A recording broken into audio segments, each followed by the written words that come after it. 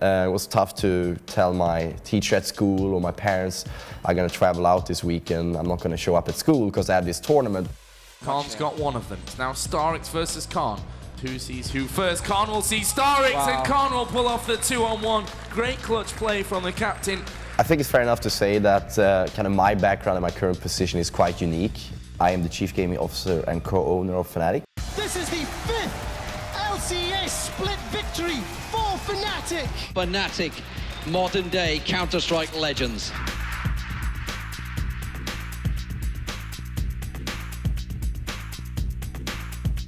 I mean, when I started out with esports, probably late 90s, started out with Quake, probably my early teens. Sooner or later I found some success in Counter-Strike, you know, kind of climbing the ladder, becoming the best in the city, the best in the province, and eventually playing for one of the best teams in Sweden. Fnatic now making their way through. Wally's came the frag onto DSN. cArn with a headshot says goodnight to Zet. So I mean, when I started out with esports, it was definitely not as easy as it probably is today to justify taking that path in life. Certainly a way to success, ladies and gentlemen, champions Fnatic. Is that a profession? Is that a sport? That is something that only on recent time has been kind of like approved, sometimes on a governmental basis. But yeah, back in the day, so to say, when I was let's say 15, it was barely any prize money. It's not about the money right now, it's about showing who is the best team in Sweden.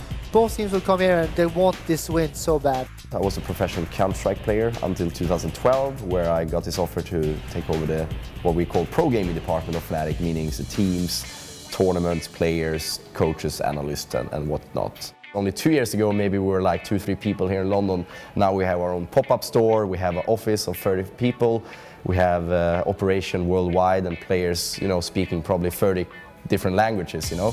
It's troublesome with visa sometimes. Surely there is still a stigma, still a perceived stereotype, gamer, geek, nerd, whatever.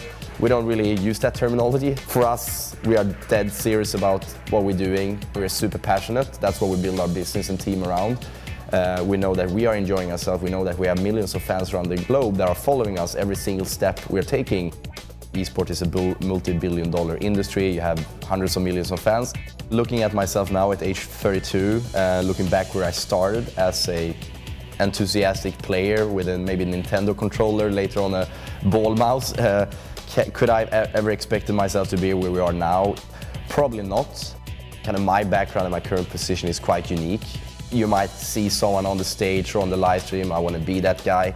Do know that it takes quite a lot of effort to get to that point, similar to when you sit and watch TV and watch Messi. He didn't just tie his shoes and get on that field and play some amazing soccer. No, he probably spent a lifetime to get to that place, right? Have maybe a backup plan, but again, just try to have a lot of fun and follow your dreams, basically.